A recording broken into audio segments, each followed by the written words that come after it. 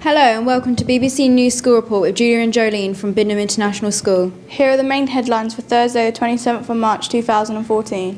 Bidnam's link with Great Denham Primary means this school will become a secondary school in 2015. We'll be hearing from the principal of Bidnam about what this means for the pupils. Racism in sport too commonly accepted. We hear from students to find out their opinion on it. We talked to a Scottish teacher here at Bidnam to see how she feels about Scotland breaking away from the UK. We meet a Thai boxer who won the Young Eagles title. And finally, is there a new sport to England? We hear from Adil and others who play the sport of boccia themselves and explain what it is. But first, over to Talil reporting on Bidnam becoming the feeder school to Great Denham Primary. Thank you very much. Today we will be talking about the changes that are happening here at Bidnam International School in 2015. Bidnam International School will become a secondary school by taking pupils on from Year 7 and 8. We will also be discussing the link between Bidnam International School and Great Denham Primary School. Here with me is the principal of Bidnam International School, Mr. Beryl. Okay, my first question for you is, can you talk us through the link between Great Denham Primary School and Bidnam International School? Yeah, we were very excited in 2009 to get the opportunity to bid to build Great Denham Primary School, and we won the bid, and we spent from 2009 through to 2012 designing the new building, recruiting staff, creating a governing body, and we opened with a fanfare in 2012, and the school has been a kind of roaring success since then. At the end of its first year, it was Ofsteded and got a good with outstanding features, and we're greatly looking forward to welcoming the Year 6 students in 2015 into new accommodation on this site. How do you think the opening of Great Denham Primary School has made an impact on the community? I think it's had a massive impact on the community. Great Denham was a bunch of houses really with a medical centre, and I think the school has given it a heart. I think it's drawn the community together, and I think it's given it tremendous confidence, and we're greatly looking forward to working with them in the years that are ahead. Is Bidnam big enough for 2 more years? Well, it's not, which is why we're embarking this summer on a building programme. It will begin in June. It will be finished by September. So unusually, we'll have the new buildings for the Year 7 and 8 a year early. And there will be a new staff team. There will be new facilities. There will be new equipment to go with the new build that will take place on the disused tennis courts at the back of the site. Thank you, Mr. Beryl, for joining us here today. Back to the studio. Thanks, Talil. Rahat has been around Bidnam asking students about racism in football. Do you think racism is a big thing in football? Yes, it is massive. Like, Could you explain your answer? I mean, like, being a black person myself, right? It's just racist.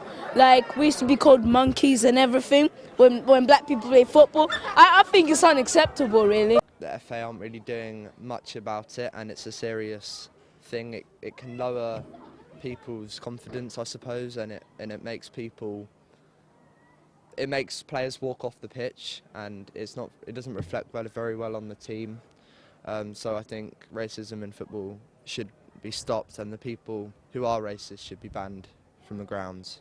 I believe racism is a big thing in football because referees might get paid to be biased for a certain team, and I class that as racism because, say, for teams from a different country, they might be down to them and just do pointless things to them. Racial abuse can have a big effect on someone's life because if they're playing a football match and they can hear someone being racially abused, it would deck their confidence, and it will not only affect their personal lives, it will affect their football as well. We've done a good job over the years in this country actually taking a tough stance on racism in football, and that seems to have worked. Back in the 70s and 80s it was a lot worse than it is now, and when things do happen now it is dealt with. Football should be a place where everyone of all race and everyone of all cultures should come in and just express their feeling playing football. I think it's a place where everyone wants to enjoy watching football, and it's not very good if a player is being racist to another player. It doesn't send out the right message. Thanks, Rahat. Scotland is soon to decide whether they want to break away from the UK. We hear from Mariana and a Scottish teacher, Miss Protowski. Thank you very much. Scotland may soon split from the United Kingdom. Today I'm here with Miss Protowski, who is Scottish, and I have a few questions about Scotland's independence. Thank you for joining us. You're welcome. What is the Devolution. What is devolution?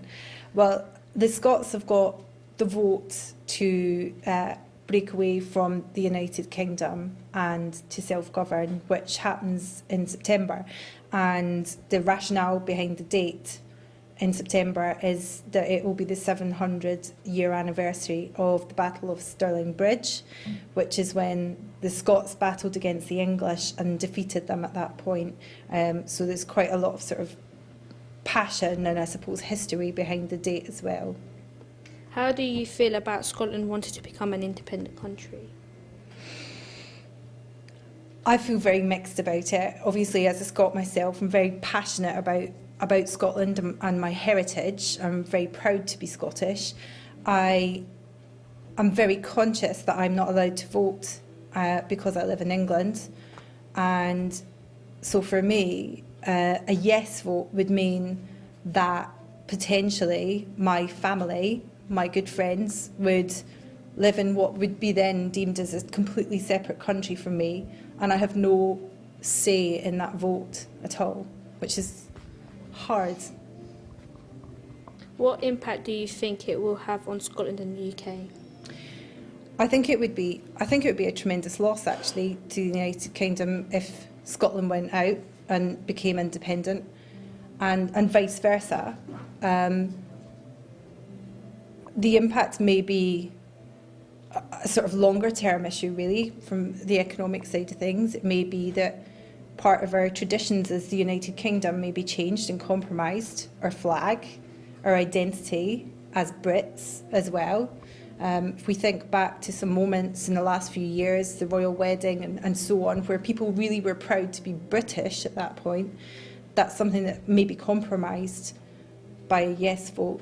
So yeah, it's a difficult one. Thanks, Mariana. Now over to Jolene with her story about the young Eagles fighter. Eagles Thai Boxing Gym in Bedford has been entering fighters for more than 5 years now. They have won many bouts in tournaments as well as hosting fights in their own gym. At Eagles Gym they have members of all ages. They have children from as young as 4 and a variety of older starting at 10. Eagles are also a unisex gym, therefore anyone can join. Their main fighter, Bradley Marshall, is one of their best and regular fighters inside the gym. Bradley Marshall has been Thai boxing since his teens. He has won and lost fights but yet has carried on fighting and training to get to where he is now. Bradley has previously won his Muay Thai title on Sunday the 2nd of March 2014 at Elements Nightclub, Bedford. He floored his opponent in the first 40 seconds of the first round. Bradley had won another area title. That night Eagles received other wins from Max Lovell and James Taylor Courtney and many others that were not titles. If you are interested in boxing or Thai, make your way down to Bedford Town Football Club, Meadow Lane, Cardington, Bedford, MK44 3SB, or you can phone at 01234 838 448. Now we have Adil and his guest talking about the sport of boccia. Over to Adil. Today I'm interviewing the Bidnam Boccia gold medal team. Joe, what is boccia? It's a game when you play. It's when you play in two teams. There's a red ball and blue balls, and you have to throw them to hit the white jack. Okay. You sit on chairs as well when you're playing, not standing up or anything like that. Okay. Sam, can you explain how boccia is played? We have 3 balls each, and there's 6 players altogether, and there's 2 teams, and we have to throw our ball closer to the jack as possible, and then if it goes out of the target, and then it doesn't count. So, Joe, how did you learn to play boccia, and how many balls does each player have? We have 2 balls each, and I learned that bit at John Bunyan Sports Centre when I first done it with our team. Yeah. Okay. Thanks, Adil. Now we have Sarisa with the weather. Good afternoon. My name is Sarisa. This is the weather for today. Today's weather for Thursday the 27th of March is cold with blue skies and a bit of rain. Tonight's temperatures could drop as low as 5 degrees. Tomorrow's weather for Friday the 28th of March cloudy day with the top temperatures of 14 degrees. Overnight, temperatures will drop to 8 degrees. The weekend, the Saturday, cloudy with a spot of sunshine with temperatures high as 18 degrees. Sunday, the 30th of March, is cloudy with sunshine at the start of the day. The rest of the day is clouds with temperatures at 12 degrees. That's all the news for today. Back to the studio with Julia and Jolene. Thanks, Risa. That's all from Bidnam International School.